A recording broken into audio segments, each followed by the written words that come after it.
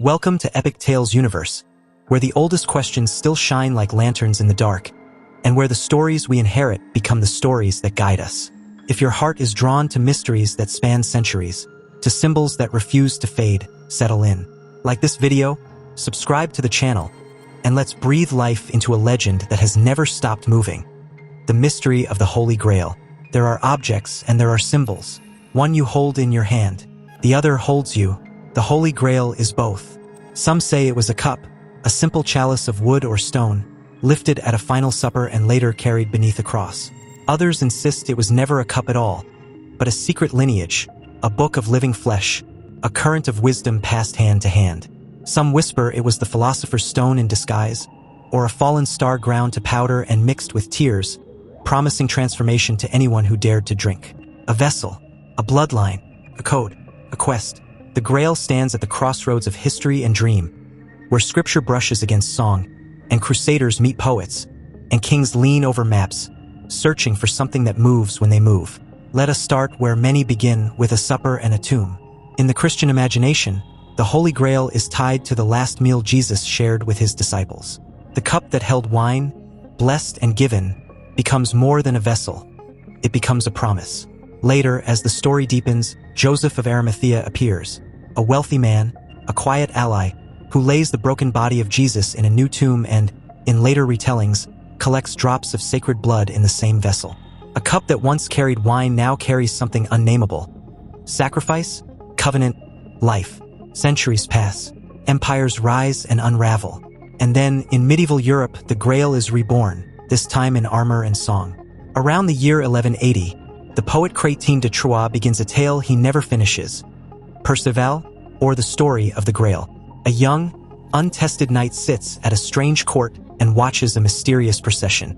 A squire passes carrying a spear that drips blood. A maiden follows with a shining grail so luminous it dims the torches. Perceval sees, but does not speak. He does not ask, "Whom does the Grail serve?" His silence is a wound. Because he does not ask, the land remains barren. The Fisher King, keeper of the Grail, remains unhealed. From this moment, the Grail is more than an object. It becomes a question, the right question, born from compassion. Not what can the Grail give me, but whom does it serve? And how may I heal what is broken? Other poets take up the song. Wolfram von Eschenbach writes Percival, changing the chalice into a stone, the lapsit exilis, a radiant thing that nourishes those who guard it and keeps them young. The Grail is now both nourishment and knowledge, a jewel that fell from the sky, a star you could hold. The tale spreads. In Britain, at the misty edge of memory, Arthur and Camelot take form. Knights gather at a round table so that none may claim privilege. Gawain, Bors, Percival, Galahad, names like bright banners, undertake a quest not only across forests and ruined chapels, but through their own souls. The purest finds the Grail, the proud fall, the wounded learn to ask the question. And the land, like the heart, blossoms when the proper question is asked and listened to. Yet the Grail refuses to remain only myth. It leaves poems and slips into rumors, documents, reliquaries. It goes walking. Some claim that Joseph of Arimathea carried the Grail to the green hill of Glastonbury in England, Avalon to dreamers, where thorn trees bloom at Christmas and water springs run like quiet music. Monks in the Middle Ages reported finding an ancient grave, spoke of an old church built of wattle and clay, told of a cup hidden from persecutions. In nearby Chalice well, red-stained waters, tinged by iron, feed the lore. A cup once washed there, and the well remembers. Others look to Spain, to the Valencia Chalice in the Cathedral of the Holy Grail. Its dark, polished cup may date to antiquity. A long chain of tradition links it to Jerusalem. Popes have used it at Mass. Scholars debate. Pilgrims kneel. Just across the sea, in Antioch, ancient crossroads, another chalice once claimed the title. In Genoa, a famous emerald bowl was long revered. Fragments, refractions, each one a coastline on the same sea of longing. And then, there are the warriors who prayed with swords on stone floors. The Knights Templar. Founded in the 12th century to guard pilgrims and holy places, the Templars learned from East and West, kept ledgers as carefully as psalters, and built a network of commanderies that stitched Europe to Jerusalem with stone and oath. When the winds of politics shifted, they were accused, tortured, scattered. Their treasure was said to vanish at the last hour, carried into mist. In that mist, storytellers saw a shape, the Grail, borne away by guardians who would not let it be profaned. In the south of France, another sadness sparks a brighter myth. The Cathars of Languedoc preached simplicity and purity. They climbed mountain paths to sing beneath stars. At Montségur, a fortress on a dagger-shaped crag, their last stand ended in fire. And so the rumor began, that on the night before the flames, a small band slipped away, carrying a secret down the mountain. Some said it was a book, others a box, others a cup. The Grail moves like this. It walks with those who refuse to curse their enemies and weaves itself into their courage. Further east, in Rennes-le-Château, whispers coil around a village priest and unexplained wealth, cracked parchments and hidden codes. Across the sea, Rosslyn Chapel in Scotland embraces stone with such fierce tenderness that music seems to sleep in its vaults. Green men bloom from columns.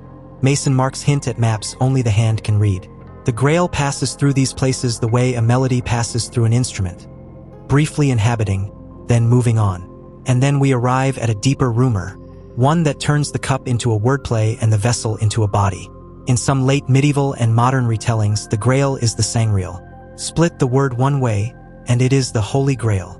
Split it another sangreal, and it becomes the royal blood. So the story bends. Mary Magdalene, honored in the Gospels and beloved by the early church, becomes a bearer of a different kind of vessel, the living vessel of a bloodline carried out of Judea to the shores of Gaul. Churches in Provence and Languedoc that honor her become stepping stones. Is it history? Is it myth? The Grail often refuses to answer, preferring to make us ask better questions about feminine wisdom, forgotten apostles, and the ways power edits memory. There is another conversation too, alchemy. When Paracelsus and seekers of the philosopher's stone speak of a vessel, they do not always mean glass. They mean the vas bene clausum, the well-sealed vessel of the human heart, where base metal is refined into gold through fire and patience. In this reading, the Grail is the cup we carry within, the capacity to hold suffering, to distill it, and to pour out compassion.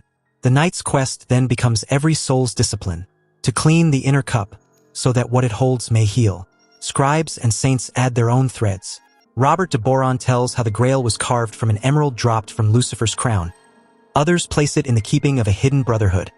Mystics insist that the true Grail is an experience, a communion with the living presence of the sacred, where bread tastes like forgiveness and wine tastes like wonder, and the wound that would not close begins to breathe. Across centuries, the Grail teaches with paradox. It is hidden in plain sight. It is guarded and yet freely given. It feeds only the worthy, and yet anyone can become worthy by asking with a clean heart, whom does the Grail serve? Scholars, too, have their Grail, understanding.